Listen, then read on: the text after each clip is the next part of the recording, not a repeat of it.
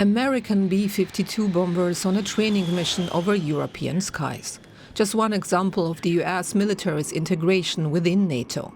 But with Washington expected to draw down its military presence in Europe, the alliance is facing big choices for the future. If we look far enough ahead, I think we're looking at a NATO that is simply going to be more European if it's going to survive. More European in terms of capability, more European in terms of even decision-making. That's a real departure from the past, but not unlikely. During its 76-year history, NATO relied on the US playing a dominant and unifying role. But the Trump administration has repeatedly made it clear it wants Europe to take ownership of conventional security on the continent. But the key question is whether it will be a slow burden shift, or rather, burden dumping. Some European allies appear to understand that the US may well reduce its role in NATO sooner or later.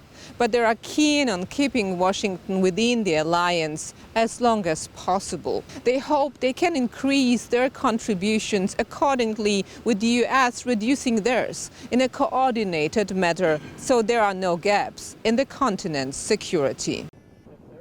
Europeans are already investing more, with NATO expected to soon announce a new, more ambitious defense pledge.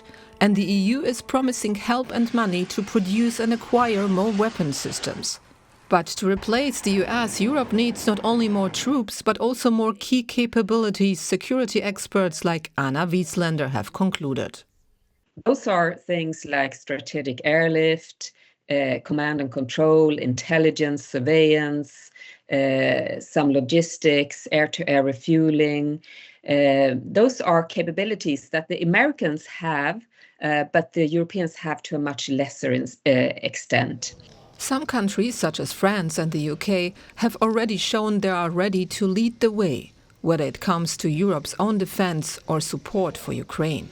But what Europe needs now is money, time and a new mindset, former French General Jean-Paul Palameros says. Europeans must change their way of looking at their security and perhaps their way of life, if they want to do that.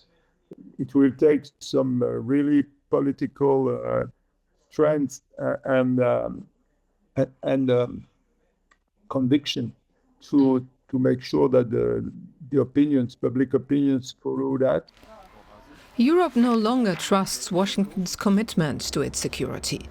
But for now, it still needs to build up the resources to replace it. But it makes you stronger, they say.